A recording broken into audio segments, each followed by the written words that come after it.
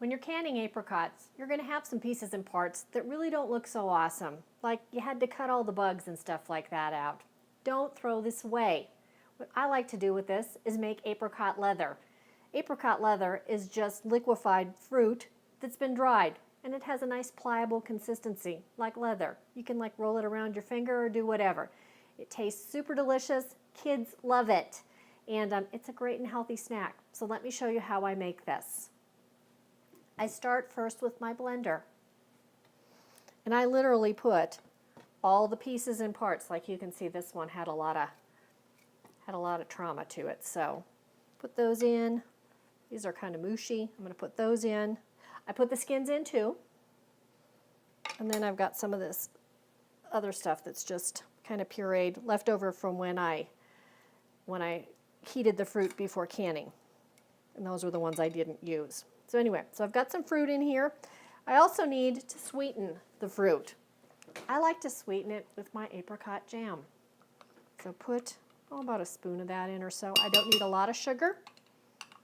I just need a little bit to take the tartness away. I'll pop this on the blender. Let me show you how to do that. I've got my fruit inside the blender, so let's puree.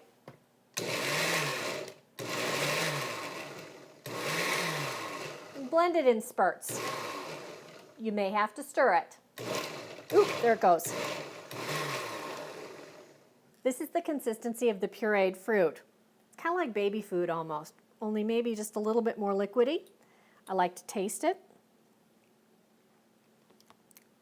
Oh, that is so good, so good. Next thing we need to do is dry it. I actually use an electric dryer, an electric dehydrator. And this is the tray that I put my fruit in. I learned a nice trick, and that is to spray it first with some light oil. It helps the apricot leather to come off of it in like one full sheet. So, nice and flat.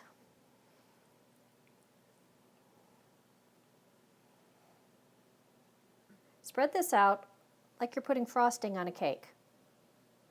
There'll be little bubbles in here. That's okay. It actually takes me about 18 hours to dry this fruit. It'll start to dry from the outside of the drying ring here. The center part will take the last to dry.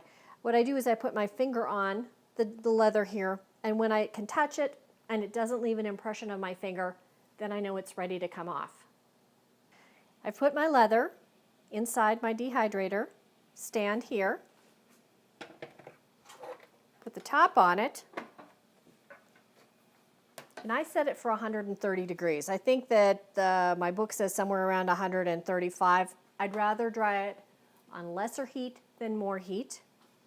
I think it's just nicer if you do it that way. It makes a better product. Plug it in, and there it is.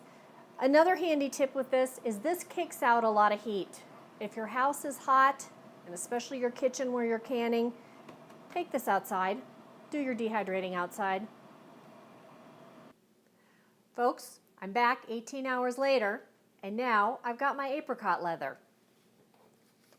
This is what it looks like.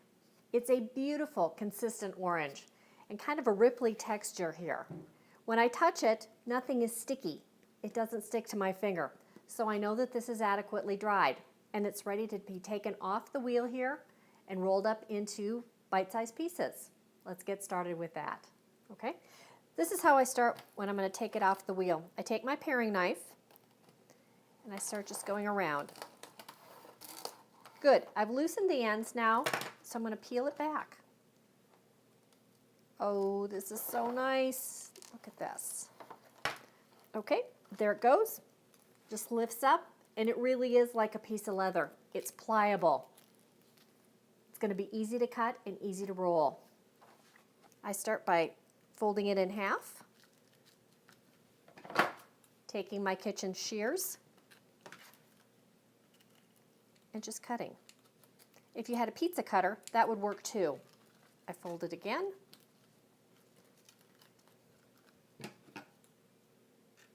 And now I have little pieces, kind of like a piece of a pie. And when I roll it, I start from the outside and I roll to the inside.